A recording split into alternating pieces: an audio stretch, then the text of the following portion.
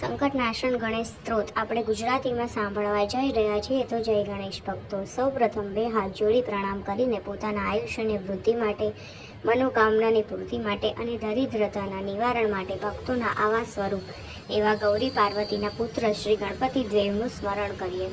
પહેલા વક્રતુંડને, બીજા એકદંતને, ત્રીજા કૃષ્ણ પિંગાક્ષને જે પેલી આંખોવાળા છે, ચોથા ગજ વક્રતંત્રને, પાંચમા લંબોદરને, છઠ્ઠા વિકટને, સાતમા વિઘ્નરાજને અને આઠમા ધ્રુમવર્ણને, નવમા ભાલચંદ્રને, 10મા વિનાયકને, 11મા ગણપતિને અને 12મા ગજાનનને.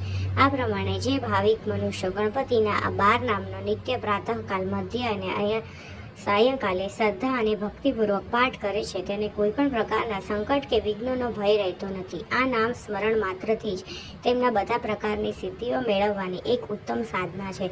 જે કોઈ વ્યક્તિને જે કોઈ મનોકામના હોય તે આ 12 નામોનું સ્મરણ કરવાથી તે પૂર્ણ થાય છે.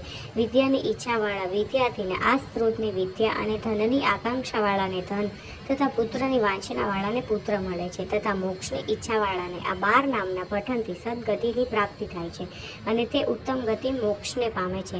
જે મનુષ્ય નિત્ય ત્રણેય કાળે આ સ્ત્રોતનો પાઠ કરે છે તેને 6 મહિનામાં ઈચ્છિત ફળની પ્રાપ્તિ થાય છે અને 1 વર્ષમાં તે મનુષ્ય સંપૂર્ણ સિદ્ધિને પ્રાપ્ત કરે છે. તેમાં જરા પણ સંશય નથી. જે ભાવિકજન આ ગણપતિ સ્ત્રોત લખીને 8 બ્રાહ્મણોને આપે છે તેને ભગવાન ગણેશજીની કૃપાથી તમામ પ્રકારની વિદ્યાઓની પ્રાપ્તિ થાય છે. તો બોલો મિત્રો, જય ગણેશ.